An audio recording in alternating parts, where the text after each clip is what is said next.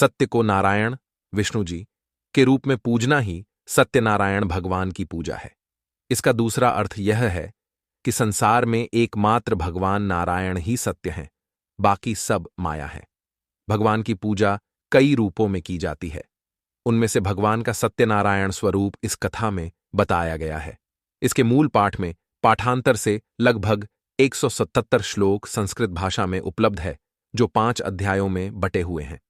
इस कथा के 2 प्रमुख विषय हैं, जिनमें एक है संकल्प को भूलना और दूसरा है प्रसाद का अपमान।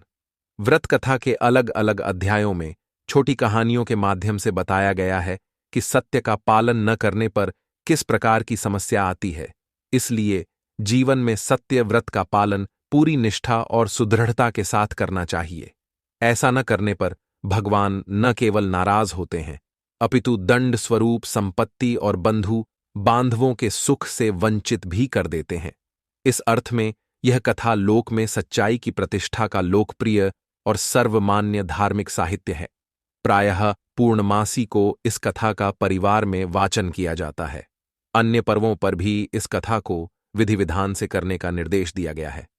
इनकी पूजा में केले के पत्ते व फल के अतिरिक्त पंचामृत, पंचगव्य, सुपारी, पान, तिल, मोली, रोली, कुमकुम, दूर्वा की आवश्यकता होती है, जिनसे भगवान की पूजा होती है। सत्यनारायण की पूजा के लिए दूध, मधु, केला, गंगाजल, तुलसी पत्ता, मेवा मिलाकर पंचामृत बनाया जाता है, जो भगवान को अत्यंत प्रिय है। इन्हें प्रसाद के रूप में फल, मिष्टान्न के अतिरिक्त आटे को भूनकर उसमें चीनी मिलाकर एक प्रसाद बनता है, जिसे पंजीरी कहा जाता है। उसका भी भोग लगता है।